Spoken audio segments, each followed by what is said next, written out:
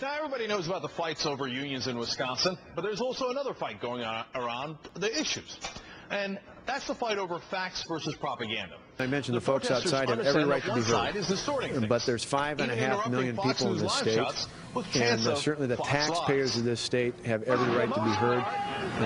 We're not going to allow for 1 minute for the current fiscal year that ends in June. Wisconsin is in the hole $145 million. I don't want to spend time with the Tea Parties getting their country back. It's very simple. It's reduce the size and scope of government. It's get government out of people's lives. It's lower taxes. It's get rid of regulations. It's get the Fox lies. Okay?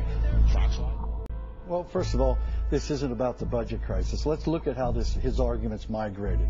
First, he said the budget crisis was caused because workers were paid too much in Wisconsin. We now have studies that show they're not overpaid, they're underpaid. In fact, people with a degree in Wisconsin get 25% less than their private sector.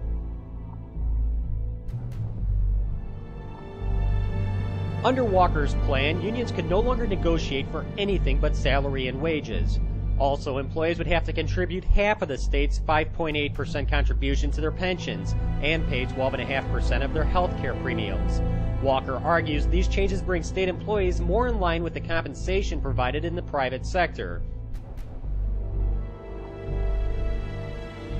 The alternative in this budget alone in fiscal year 2011 is to look at 1,500 layoffs of state employees, or up to 200,000, close to 200,000 children who would be bumped off of Medicaid-related programs in the next biennium.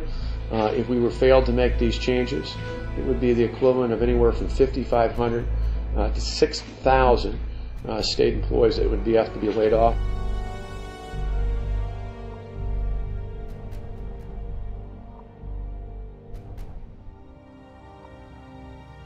Despite what you may have heard about Wisconsin's finances, Wisconsin is on track to have a budget surplus this year. I am not kidding. I'm quoting their own version of the Congressional Budget Office, the state's own nonpartisan Assess the State's Finances agency. That agency said the month that the new Republican governor of Wisconsin was sworn in last month that the state was on track to have a $120 million budget surplus this year, even though the state had started the year on track to have a budget surplus. Now, there is, in fact, a $137 million budget shortfall. Republican Governor Scott Walker, coincidentally, has given away $140 million worth of business tax breaks since he came into office.